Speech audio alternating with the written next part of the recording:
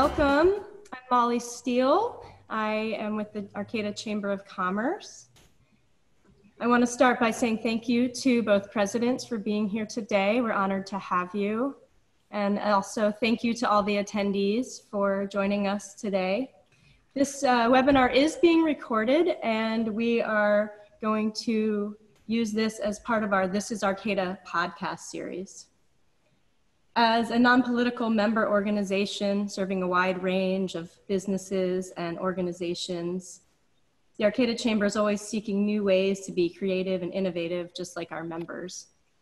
Our This is Arcata podcast series is part of those efforts. A little bit about the format today. We'll first hear from President Tom Jackson, President of HSU, and second, President Keith Flamer, President of CR. After both presidents have presented, we'll have a moderated Q&A. Arcata Chamber Board Member Ken Hamik will be our moderator for the Q&A. Also with us today, we have Interim Provost and Vice President of Academic Affairs, Dr. Lisa von Mappen from HSU, and she'll help us during that question-and-A time. I'll be the facilitator and the timekeeper for the event, so I might jump in and cut people off if they're rambling on too much. After each presentation, we will give you a few minutes to compose some questions, and we'll ask you to put those into the chat and send those to Ken Hamik, and he will then take those questions and ask those to the panelists, so the attendees will not be speaking today. So without further ado, we will get started. I would like to ask all the panelists to please mute yourself if you're not speaking. And we will hear from Dr. Tom Jackson, President of HSU. Take it away, Dr. Jackson. Thank you, Molly, and good morning, Ken and everyone. There's a few other HSU people also here. There's Cherie Gordon, the President's Chief of Staff. I think Vice President Jason Merriweather may also be on the call somewhere, and there may be a few others. As you figured out, we tend to work as a team fairly closely, and there's so many different moving parts to an HSU that I need all of their help whenever there's a really good question, since they're the ones often working with most of those details. And so thanks for all of you attending. This is a really good turnout from what I could tell. I have a short slide and 6 talking points, but much of it also includes introducing some people. So if we can put the slide on, the picture on, and what you should see are just a hodgepodge of photos, but they're talking points for me. And so I'm going to go through each one of them over the next few minutes and hopefully leave enough time for some Q&A. And I don't want to use up any of President Flamer's time. I know he's hoping that I go way over, but I'm not. And so I might even go short, so you get all the rest of the time. So the first one is about innovation and entrepreneurism. If you look at the picture, there's numbers, and the first slide in my upper left-hand corner looks like paper airplanes, and it has a number 1. And that is a friendly reminder that HSU is right now trying to become one of the most innovative entrepreneurial universities on the planet. It's a goal. And we could say we certainly are innovative, and there's great amounts of innovation happening within the university. But I want us to be perceived as a very innovative entrepreneurial campus where we take advantage of the opportunities that are presented before us as we look upward and outward on many different levels. So this is a friendly reminder, like I said, of what we're trying to become. The second point is a little bit about HSU, and that's our logo, and that's in the center with the big H. It's been a year since I've been here. It was last June that I wandered in, early June, and then I moved just a small amount of my belongings here at the end of June. So I'm right there. It's been exactly almost 1 year since my arrival. And in that time, there have been some themes that I've regularly talked about, and they included improving or amplifying our student experience, including or amplifying our community relations, our campus culture, getting a grip on our expenditures and our budget, improving and amplifying our teaching and undergraduate research, and then evolving our global and online outreach. And in a nutshell, when we talk about creating a positive, meaningful educational experience for our student body, it's really speaking toward having this renewed, incredible student experience. One that is not only community-based, but one that is centered on student development across the board. So as individuals come to this university, they're able to achieve some of the goals that they envisioned themselves achieving. That's a big piece of what we are becoming and who we've always been at HSU. Another big piece of that was community relations and campus culture and expenditures, all of which I'll talk about here in just a moment. So that is why I put that number 2 up there, just to refresh everyone's memory. But those are the things about those things that I talk about on a regular basis: student experience, community relations, campus culture, expenditures, teaching and undergraduate research, and global and online education. The third picture that you see there is representative of our community focus, which I said I'd spend a little bit of time on.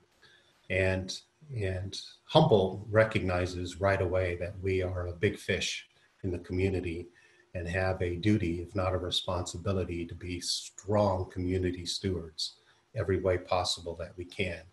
A big piece of that is our relationship with the College of the Redwoods, which we have locked in side by side. And whether I am Dr. Flamer's wingman or the other, doesn't really matter. We are in step, working to really enhance the educational opportunities for individuals in this community. And there's no secret, I will encourage any student anywhere to pursue a degree at the College of the Redwoods, because I'm a community college graduate myself and believe wholeheartedly in that experience. And so I want individuals to take advantage of the opportunities that we have in this region. And if it includes the College of the Redwoods, then pursue that for all the right reasons, because we'll get you on the other end.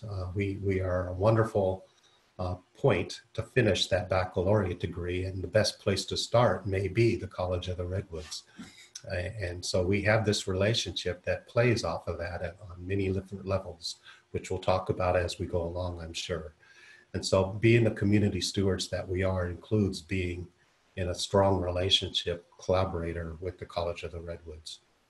We've also refocused a good amount of our energies before COVID on the local high school experience and getting those individuals from the local high schools, particularly in Humboldt, Del Norte, Trinity, and Mendocino counties, to look at Humboldt State.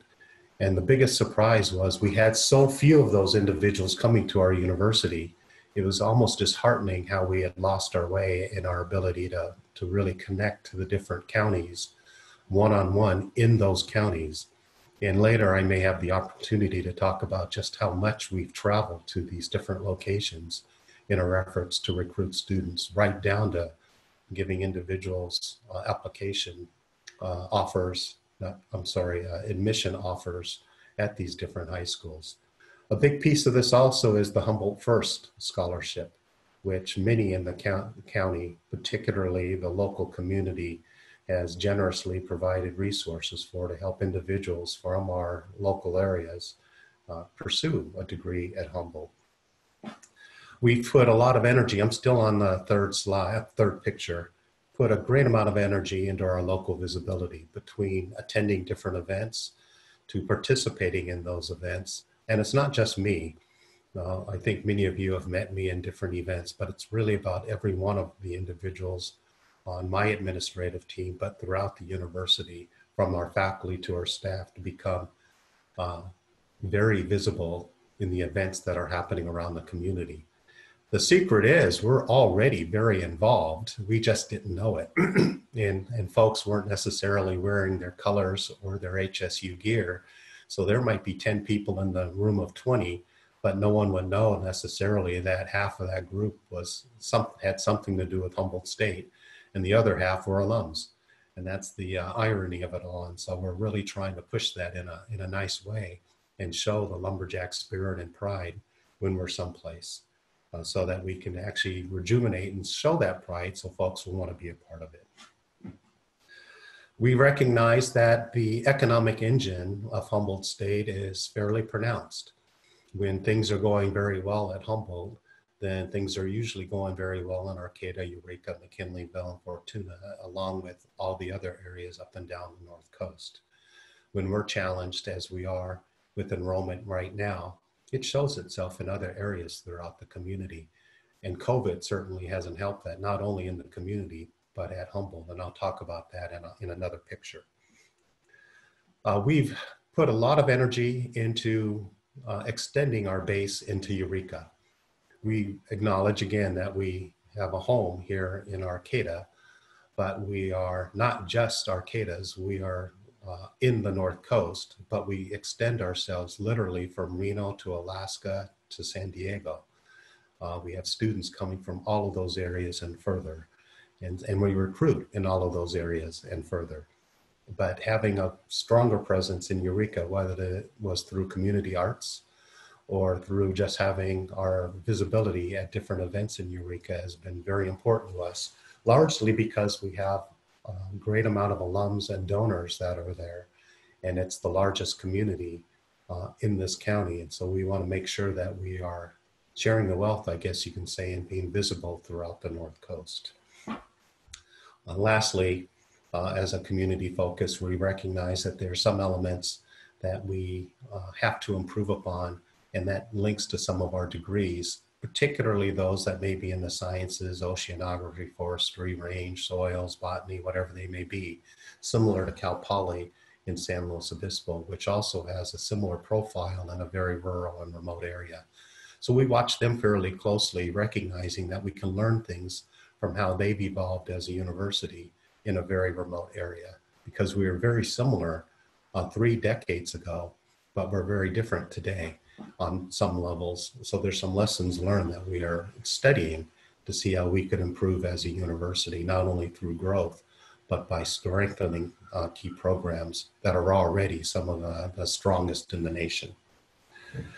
So that's the third picture. The fourth picture, you see a big net.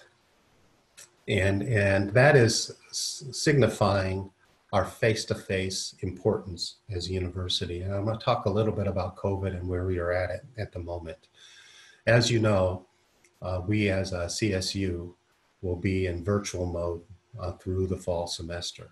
So every CSU is expected to have primarily all their courses provided in a virtual modality, virtual or online modality, limiting campus density, which means also limiting face-to-face interaction. This has everything to do with the health and safety of our campus and the local communities that we happen to be in. And it's built around science. It's also in support of our local public health and the state public health. And so as a state agency, we're right there in sync. And we're very much in sync with Humboldt County Public Health, because as public health in this county goes, we go with it as the university. And so we acknowledge that right away, that while we have a lot of classes that we wish we could teach in a face-to-face mode, we are expected to teach them in a virtual mode for the health and safety of everyone around us. But we have been permitted to make the request, so far, to offer some face-to-face classes. A big secret at Humboldt is 25% of our curriculum is in labs. Labs activities or field-based activities, whether it's working through the forest, working on a boat in the marine lab, or in a studio or ceramics lab.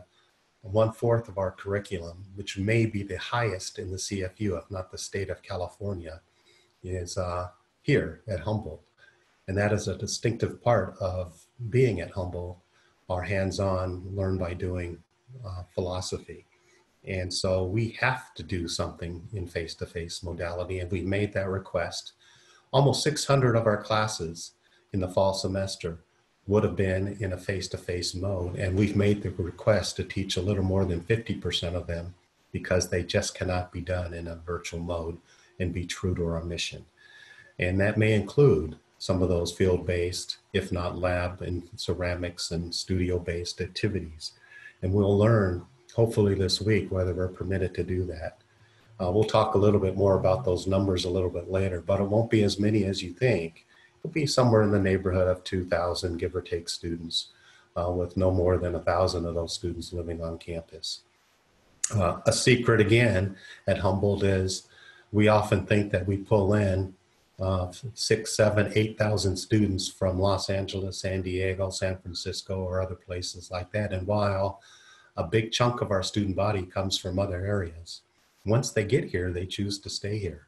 And when we went into virtual mode spring semester just a few months ago, more than half of our students, 3,300 of them, elected to stay in this area. And we did that based upon their mailing addresses and where they were living. And so that's a bona fide data point that little less than 3,300 of our students remained here in the county and lived amongst us during the COVID period of time. And so they're not gone. They're here and enjoying the region just like the rest of us. We will do the things that we have to do as a good community steward when we go into face-to-face mode, should we be permitted. We'll have our self-isolation of students. We'll limit and stagger how they arrive. We'll limit the occupancy in the residence halls. And we acknowledge that this has certainly an impact on the real estate market, but we're honoring the health and safety of the county in the best ways that we can. If I can go into slide number 5, 6, 7, and 8, and 9 real quickly, and then I'll pass it off to Dr. Flamer after I answer a couple of questions. We have some new people on campus or soon to be on campus, and it's fairly significant. Number 5 is Jane Texera. Jane is our athletic director, and she came from the Pac West conference, the former Division I athlete, and at the University of Texas, has her law degree, and will lead us in our athletic programs over the next several years. She is the first African-American to be the athletic director at this university, and she really knows her stuff. And if you haven't had a chance to meet her, then please do, because she's here, and she came just before, as in days before we had to go into the virtual modality. And so she hasn't been able to meet everyone because we've all been somewhat self-isolating in a very unique way. And that seems very odd for an athletic director or even a president. When you knock off half the year in a virtual mode, it's hard to really meet people that we want to meet. Number 6 is Christina Lofthouse, Lieutenant Lofthouse, right now the acting chief for Humboldt's Police Department. And she comes from Sacramento, completed FBI Academy training, and is also a superstar when it comes to law enforcement and just basic humanity. Well known for her community work. And so if you get a chance to meet her as our interim chief of police, please do so as your time permits. Number 7 is Dr. Jen Capps. She's coming from a Metropolitan State University, Denver. She will be our new provost, which is the vice president for academic affairs. On this Zoom call is our interim provost, Dr. Lisa von Mappen, who will return to her role as Dean of Arts and Humanities. And Dr. von Mappen has carried us through COVID, all through the semester. But Dr. Capps will come in August and will guide us through our follow-up accreditations, our strategic plan, and all those other things that provosts are expected to do. Arguably, it may be the most difficult position on a campus, but she's willing to come here. She was here this weekend visiting and just bought a home along with her partner, Julie. And so we are excited that she will be here, a part of the Lumberjack family. Number 8 is Tay Norwood, and you've been reading about him. He was known nationally as the assistant coach of the year, and he is our new men's head basketball coach. And he's been here at least once and will come back shortly and guide us through our marquee sport along with women's basketball, but our marquee sport of men's basketball in the winter season when we're able to play again. As you know, our conference has suspended play through the fall semester because of COVID. Number 9 is the new rowing coach, Matt Wiese, and he's coming from Michigan State University. He has, I believe off the top of my head, 3 team Big Ten championships and 11 Big Ten individual championships. And so he's following Robin Miggs, who has national titles herself as head coach. And so we are succeeding her strength with strength. And we have great optimism that our rowing program will continue to be a national powerhouse out there and far. Lastly, picture number 10 is about our budget. And there's no secret that we are constantly in a budget battle as a university. It goes back well beyond my time. We're documenting it back to 2008, but it goes well past that. Excuse me, even when we are at our largest, we were struggling as a campus and had an imbalance in our budget, and our number right now is at 20 million, which will most likely cut in half this year through attrition of open positions. And we're also about to offer a separation agreement for individuals, a voluntary separation agreement, which will be a very optimistic way of helping us align our budget, which is basically the personnel to the number of people that we have. I'll talk more about that, I'm sure, as we go along the way, because it's the times we are in. COVID just had a way of amplifying every little thing that we are dealing with as a university. And getting our budget in alignment certainly has been one of them. But we are trying to be as humane and innovative in dealing with it as we possibly can be. But it's not new for Humboldt. It's new for many CSU campuses, but it's something that we've dealt with every single year, at least for the past several years. So I'll pause there and let you look at the photos. And if there are questions I can respond to, I'll be happy to do that. Hopefully I didn't take up all your time, Keith. So almost. So thanks, Molly. Thank you so much, Dr. Jackson. I'm gonna move this away. Thank you for those nice photos. So we are going to take the next 2 minutes for the audience to come up with some questions. We're actually gonna have Dr. Jackson answer the questions after Dr. Flamer speaks. So please go to your chat and you can chat the questions. If you're unfamiliar with this platform, if you're on a computer, you can bring your mouse down to the bottom and the chat should show up. If you're on a phone or a tablet, you may need to touch the screen for the chat to show up. And then once you're in the chat, there should be a little drop-down menu. Please choose Ken Hamik and send your questions directly to Ken. So we're just going to take a few minutes now for people to send those questions, and then Ken will organize those, and after we hear from Dr. Flamer, we will then ask the questions. Okay, so people can continue to chat questions directly to Ken, and we will get started with Dr. Keith Flamer, the president of CR. So go ahead, Dr. Flamer. Good morning, everyone. Molly, do you have my slide up? It's a good intro slide. But prior to getting started, I want to really thank Molly for inviting both Dr. Jackson and myself on the same platform.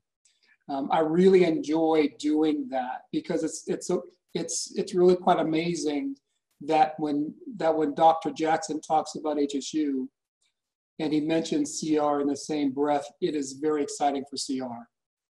Because we have struggled for several years to build a partnership between CR and Lumberjack land to make sure that our students have a direct pathway, not just for academic pathway, but there are so many similarities between our institutions, both our commitment to academics and our commitment to student success and student access. But also what I really want to point out is how many faculty that we share. We have several of CR full-time and part-time faculty. They're also part-time faculty for Humboldt State University. So our bonds together go very deep and go a long way, which I really appreciate. And I told Dr. Jackson when he first came here is that feel free to commit CR to anything that HSU wants to do, because I trust what he's doing, what HSU's doing, and quite honestly, CR's fortunes are really tied to HSU's fortunes, and that's on purpose, because students that are done with us, whether they're in academic programs or career programs, I want them to have a direct pipeline to Humboldt State University, because we don't want students just to settle for or just close their door to education when they're done with a 2-year or a certificate, a 2-year degree or certificate. But we want to encourage them to go on to Humboldt State University. And Dr. Jackson has made those academic pathways and student success pathways accessible to our students, which I appreciate and our students appreciate very much, because he recognizes that 20 miles between institutions, in some ways people think that's a long way. So our goal is to make sure that that is really not a long way for students to get their baccalaureate. That said, I really want to let everyone know that COVID-19 has really helped CR rethink how we deliver education to our communities. And CR is facing similar economic challenges that all businesses in Humboldt County are facing. We have uncertainty with our revenue. Given the uncertainty of revenue, we're treating CR just like any other business that you face, and that is we have to make sure that our expenditures are in line with our revenue, but also to make sure that we don't have a structural budget problem in the years to come. CR has struggled with its budget for, I think I've been here since 2007. So we've always been in a budget challenge for the last, 10, 15 years or so. And this is nothing, this is a situation that I know that our Board of Trustees has tasked me to overcome. So we've had to make some hard choices in the last couple of weeks, of which you've probably read in the newspapers about. It has to do with personnel as well as sports. But those things had to have been done, because we want to make sure that the instructional endeavor, the instructional core of the institution remains intact, because students come here for their education.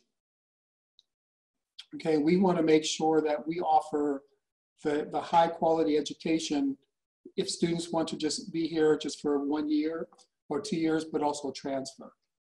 We also recognize a historical truism, if you will, and that is in times of recession or depression, people come to the community colleges first to get their education or retraining. And we recognize moving forward, that we want to be in that position.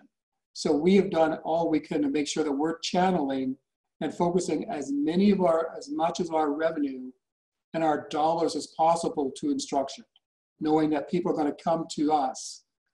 Even in this time of COVID, people are going to come to us for retraining and further their education. And what Dr. Jackson mentioned about HSU is moving online. CR is also moving online as well in the fall. We have 90% of our courses will be offered virtually, and about 10%, which is about 45, 54 classes, will be face-to-face in some level of face-to-face, whether they'll be strictly face-to-face or hybrid. And most of the face-to-face courses will be career education courses or nursing courses and some art courses, those courses that are very difficult to transition from face-to-face to online. Excuse me. But this is not necessarily a bad thing for the institution, quite honestly, because we've often talked about the need to rethink and reimagine the community college system, reimagine what we're going to be doing in the future. And COVID is forcing us to reimagine ourselves, and not just how we deliver education, going online or face-to-face, but also trying our best to reimagine our administration. How many people do we need to deliver student success education? But the other piece that's going to help us reimagine is what degrees and certificates will we be offering in this new reality that we're facing, not just COVID, but the recession, the economics. What will people need, not just a year or two from now, but what will our community need in 10 years? And that's been really a major focus on the Board of Trustees and myself, is visioning the college in 10 or 15 years, not in 1 or 2. The 1 or 2 we could take care of, but we're very concerned about 10 or 15 years down the road. And to that end, we are going to start a revision process of our education and facilities master plan. And key with the master plan is going to be heavily discussed, and hopefully have some folks from HSU on our committee to help us build those bridges for 10 or 15 years down the road. Because I don't want to offer a degree or certificate or a transfer degree that's not transferable to Humboldt State. We recognize that most of our students come to leave CR to HSU. I would be extremely happy if 100% of our graduates went to HSU. Number one, it makes my life easier, right? But also the fact is, I know what HSU can deliver. I don't know what any other CSU or UC can deliver. I know that our faculty work hand in hand with HSU's faculty to make sure that our curriculum is aligned. So I have great faith in what Humboldt State's doing. So I encourage every one of my students that graduate to go to HSU because they have what it takes. And students that want to live in this area and stay here have a very good baccalaureate institution just right up the road from us that will give them what they need. But also, and I know I'm taking up some time, Molly, but I also want to say that in this current environment that we're seeing across the nation, I want to recognize that there was a funeral today that really impacts how we move forward as a country, as a society, but also as an educational institution in terms of equity. Our Board of Trustees and myself, we are strongly committed to 2 things moving forward. One is to make sure that we're doing everything we can to make sure that every instance, every institutional process we have, both in the student success, administration, staff, and our faculty in the classroom, are really focused on equity. And what does that mean? We know that that's a big conversation. We know that that's a hard conversation. But we also know it's a needed conversation to have across our institution. That's one. And the second part is I am starting the review process of our post police academy curriculum to make sure that the things that we are teaching our new cadets are in the new reality that we're facing in this country. Because we know that we're training the future. And so we're going to start even for this next academy class that starts in July. But also moving forward is to review our curriculum to make sure that we're teaching our cadets what it means to be a police officer in our society that is increasingly diverse. We don't want to have one more academy class graduate unless they're trained correctly to support a society. So those are some very quick points I just wanted to put out there, and I'm open to all questions. But hard questions, I would like to refer to Dr. Jackson, please. Oh, here's the final slide is, I really like Colin Powell. And this slide really says a lot. I really am proud of the fact that the people in Humboldt County are pulling together to move forward. And I think that you don't, as you can see around the country, you don't see this level of connection. And I'm really proud that CR is connected to HSU and to our community at large. And we want to be good partners.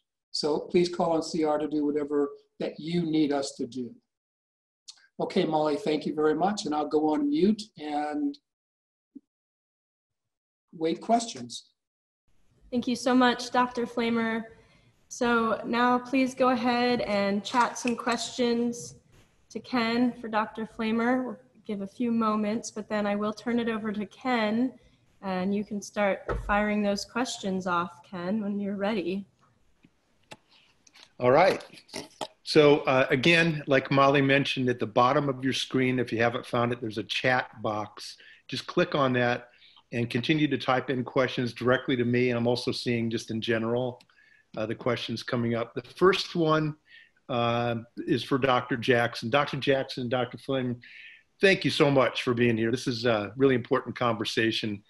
The first one is an HSU related question.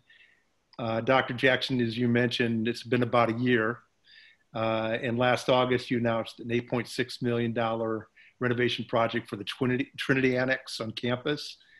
The money is going to be funded, some by CSU Office of the Chancellor. It was projected completion by fall of 2021. Has this been postponed indefinitely, this Trinity project, or what will it take to get it underway? Thanks, Ken.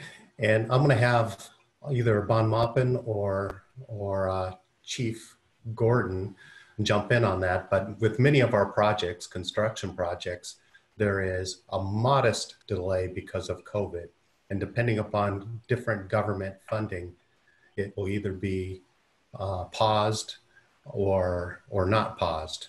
And so there's variables. It's not one size necessarily fits all. And Trinity Annex is one of the more important projects that we have, not only for ourselves as a university, but also its influence within the community. So let me turn it over to which head I'm looking for, nodding heads. Is it Cherie or Lisa? It'll be Cherie. And so if you can tell us a little more about the Trinity Annex. Well, good morning, Ken, and everyone out there. Right now, as a campus, we prioritize essential and non-essential, and this project is still important and essential for us, and not only for us, but the CSU. So to date, we still have a commitment of funding for that project. Similar to what President Jackson spoke to, it's a little delayed, so I don't think we can expect fall 2021, but we're expecting within the 2 years, we'll be able to have that project completed. So our team is literally checking back weekly at the CSU level to ensure that that funding is still in place and making sure we're engaged in conversations back in Long Beach about our project. And so it's something that's constantly on our radar, and our team of facilities management keeps an eye on. Good morning, everybody. I'll just add that we do have a historical team working as part of the renovation, and our facilities folks will reach out to CR to see if the historical folks on their faculty would like to be involved. I guess this would be a question to both Dr. Flamer and Dr. Jackson. The question is, how can we get improved transportation, free bus passes, et cetera, between the campuses? Dr. Jackson, do you want to take that first? No, I was waiting for you this time. Yeah, I certainly can take a stab at it. I think, Ken, thank you for the question. That's a great question, especially as Dr. Jackson and I have been talking for over a year about drawing a stronger connection between both institutions. And quite frankly, that is one of the ideas that we first talked about a year ago, is how do we get that open transportation between both institutions, hoping that a student at CR down here could take a course at HSU at the same time, or students that are just about done with us can also go at HSU. So we've talked about that a great deal. I think everything else that we have run up against in the short time that Dr. Jackson has been here is going to put that on the back burner a little bit. But that's not to say that we're not committed to doing so. I think the state is helping us with that in terms of its CR, giving us more money for bus passes and giving us more money for students who are homeless or students who want to have that better transferability between CR and HSU. Right now, I'm waiting to see what the budget looks like from the state to see if they're going to fund our request to have additional monies for bus passes to go to HSU. Right now we have bus passes in our EOPS program, our homeless program, and those special categorical programs. We've asked for more funding from the state for bus passes for just our traditional students, not just the ones in the categorical, and how we can make that work. When fall semester comes around, I will be talking to our student government, because they also have their own funds that by law they can control, that to see if we can draw connections between our student government and HSU student government to fund. Now, actually, so I'm not sure what a Corsair and a Jack Pass would look like. So someone else who's much more visual can draw that logo. But we're hoping to start talking about that with Dr. Jackson in the fall. I'll add, and Dr. Flamer was a friendly reminder of it was, if not our first, if not our second conversation, we talked about a direct link between HSU and CR for students taking courses in multiple locations. We even discussed offering courses in a central location to create convenience for the students that didn't have the ability to go north or south, particularly. HSU funds a big portion of the bus system already, and that has a lot to do with the student body, and we were looking at funding more of it for our faculty and staff to try and reduce the footprint that we have, not only with emissions, but also in parking on our campus. And so we'll continue to do that, particularly as we begin to have or ramp up repopulation of the area, but it's not going to happen in the fall semester. It may happen in the spring if we're able to repopulate a little bit more deliberately with our student body. And in one of those, I'm absolutely positive will be a more synergistic way to get from HSU to CR for all the right reasons. The virtual mode will, in many respects, help us both, because we're not as dependent upon the 20 miles of space between us. We can do things collectively as two institutions on opposite ends of this small region right now. We also discussed how we might share certain services in central locations or in different campuses. And so there's certainly a good number of different conversations we've had, but as Dr. Flamer alluded to, once you go virtual, many of those just went into pause mode because they were no longer most relevant. It was really the health and safety of everyone around us that led us to operate as we have in the last 3 months. Excellent. But look for more of that in the near future, because it's very important to both of us. Thank you so much for that answer, those answers. I'm going to combine a couple of questions like we try to do, like at the State of the City for Arcata, because they're coming in. This is more enrollment and student composition, these questions. One is, aside from the location alone, how are you developing and marketing Humboldt State to be an exceptional option for prospective students outside of the area? And then the kind of the bookend to that question is, what is the local student enrollment right now? What is expected to be projected for the future in terms of the total composition of attendees to both campuses? I typically get an enrollment question, and I also get a regular enrollment report. And I have one right in front of me, so I'm gonna go through it, and it's 7 pages long, but I'm not gonna read all 7 pages worth of information.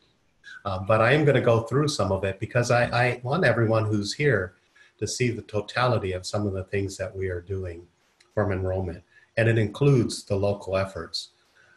We've increased our presence and tabling at different events, including the Humboldt County Fair and Future Farmers of America dinner. But that's just a small example. Any tabling event we could be at, we're at. We've improved our digital marketing strategies, which includes geofencing and geotargeting. We've produced our Humboldt First promotion celebratory events at the different high schools, and on-the-spot admission offers to those students at those different high schools. We've produced radio ads with the College of Redwoods and local high school seniors applying to HSU.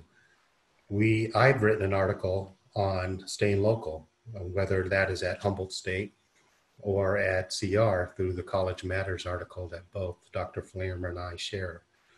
We've also had various College of Redwood students at HSU for different recruiting events. Our enrollment management has contracted with the National Research Center to improve our admissions and our data collection. We've improved the recruiting yield using that data collection. Our admissions and TRIO programs, TRIO being our effort to get low-income first-generation students enrolled at the university. We've done direct outreach to those students on many different levels. I'll skip that one, and I'm skipping around just so you know. We've created a number of different agreements, one with Calendly and Mongoose, to improve our communication flow and text flow to those that are in our databases once they get into our databases, and improved our customer relation management platform. We've done a full redesign of our mobile app for students, and that's critical. We've offered 60 plus departmental webinars just in the month of May with 150 different communication touch points. This year is the first year of HumBot, which answers questions interactively, over 4,400 of those with a 80 to 85% correct answer. And here's some strong data points. High school visits alone, a year ago we had 99, let's just call it 100. This year we had 153. College fair visits, last year we had 207. This year we had 257. So you can see just how out there we really are. We have a 2,000 plus interest card number that is fairly significant that we didn't have years before. I personally visited with Vice President Merriweather and admissions, Eureka, Delnor, McKinleyville, Ferndale, and Fortuna high schools.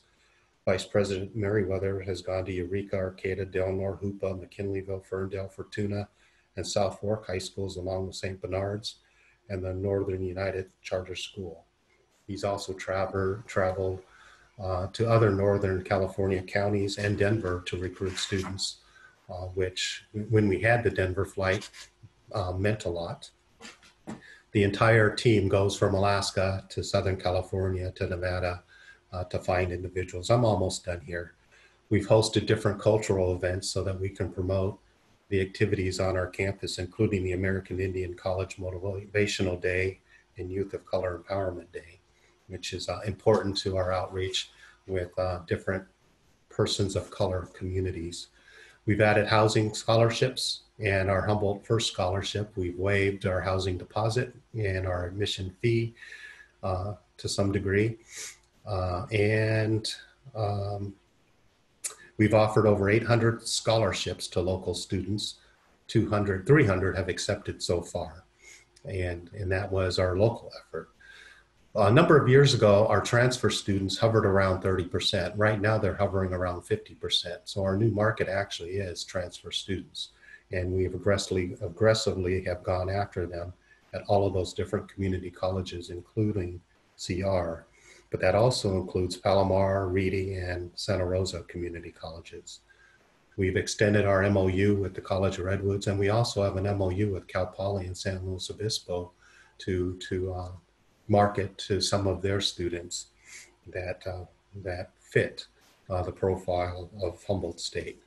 So I'll stop there on that one because there's about 4 more pages to go, but I'll end with one, and that is the Phillips Fortuna Scholarship, which is fairly significant, and that was done by alumnus Dan Phillips specifically for Fortuna High School grads. He put a good amount of his own money into that scholarship so that those students from Fortuna would stay local.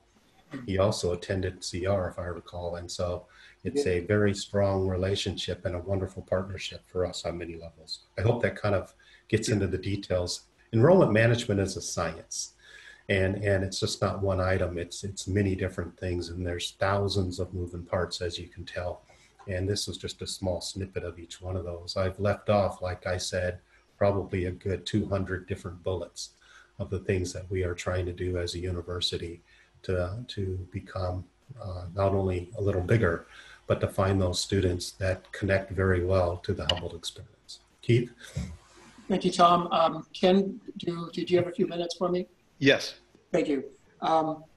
We've put a lot of focus in the last year on not just putting our money and emphasis toward getting students here to transfer to HSU, but to other ones. But also we know that our primary focus, one of our focus is going to be on our career education, because we are very well known in our community with our construction tech program, our welding program, our nursing program, and other programs that has to do with career education. So we have put a lot of emphasis and marketing behind, we are here for our students who want to learn a trade, because we also know that our community needs tradespeople, and we want to be able to focus a lot of our attention on those areas. And that's why we're putting attention to those areas on our face-to-face classes, because we know that students want that hands-on experience, not just in how to build a house, but wiring and other construction and doing things that our community needs within a year or two, or even immediately. So we're really focused on our career education program. But also we are focused on trying to get students back to CR who may have had a debt on the system and just dropped out. I think Dr. Jackson and I have talked a few times about that if a student drops out of college, then the chances of them coming back are pretty slim. So we encourage, or I encourage students who are considering dropping out to come back to CR or just to go back to HSU. So we're doing our part to offer a loan forgiveness program. So students who want to get a degree, we will forgive $2,000 of their debt to us, and a certificate about $1,500. So we don't want to have a boundary between a student's academic dream and us being able to deliver on that promise. Very good. Thank you. I knew this train was coming. We have so many more questions, so many more stops. We could have made this for a whole day, but we're running to the end of our time. I'm just going to combine a number of questions that revolved around community. First of all, a number of people have expressed appreciation for both of your leadership as important institutions for our community. So they wanted to thank you again for being here with us today. The Arcata Chamber, we've been doing our own future thinking, doing some scenarios about what the impact of COVID and the decreased enrollment economic impacts might be. We're trying to work our way through those as well. But the questions are a combination of our times as well as, what can we do about our times? So the times are the equity issues that have come up, what's happening in the streets right now, the voices that are coming to the forefront in terms of equity issues that we've been working on up here in Humboldt for a while, and you guys are also engaged in.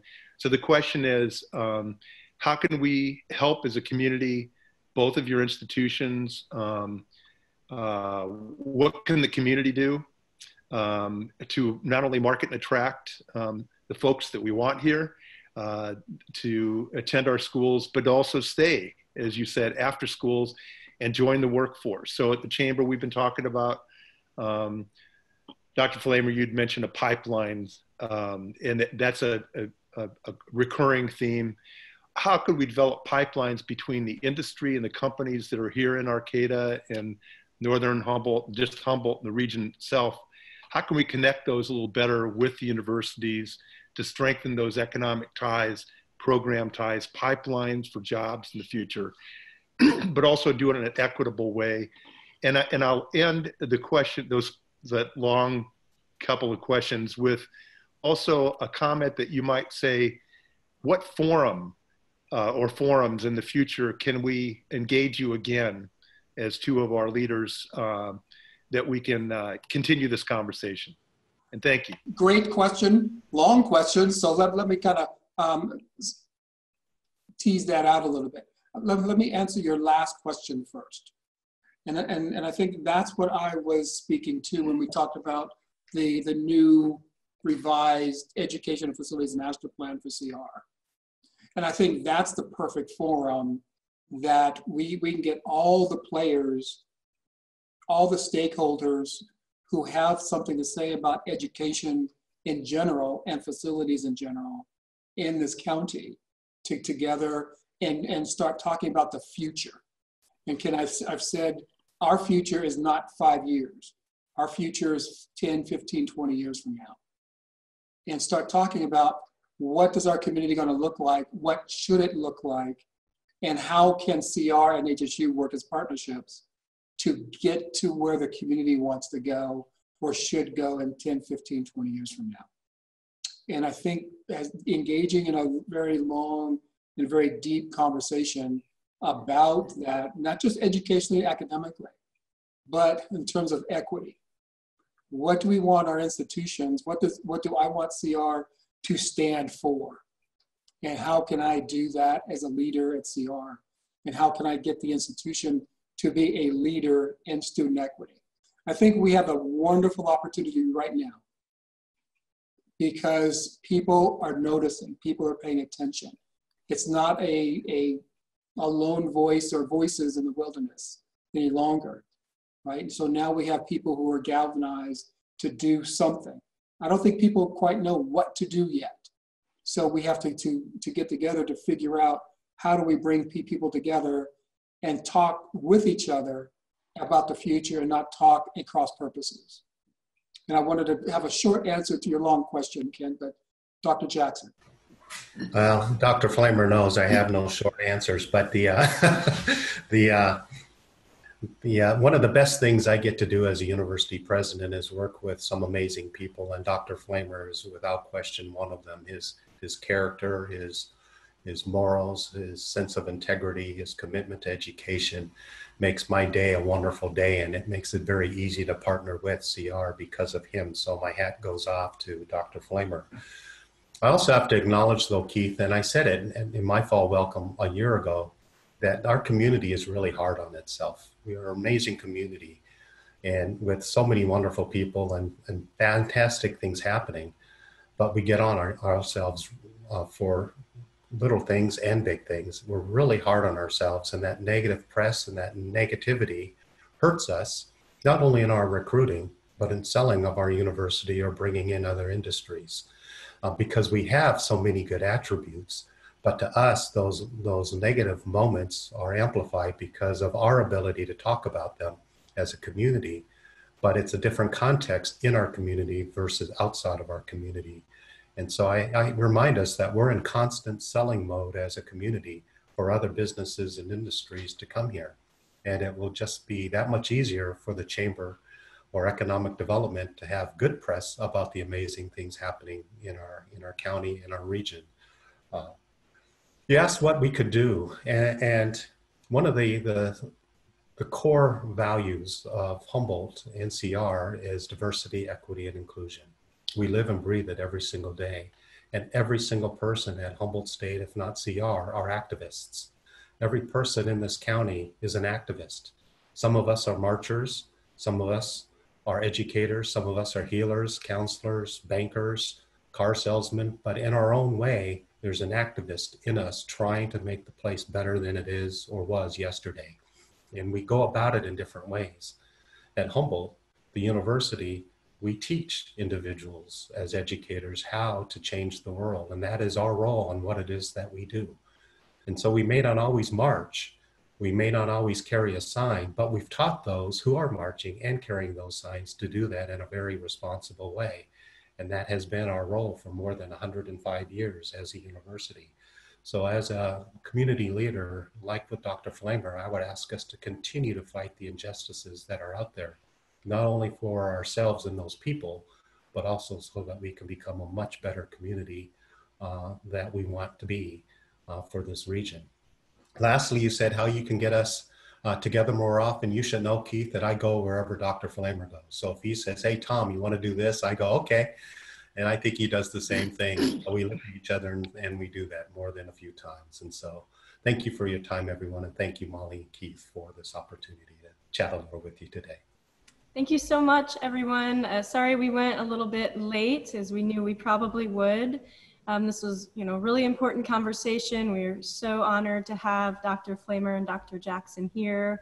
Thank you again, Ken Hamik from the Gondry, Cherie Gordon, and Lisa Von Mappen. Thank you both for being here as well.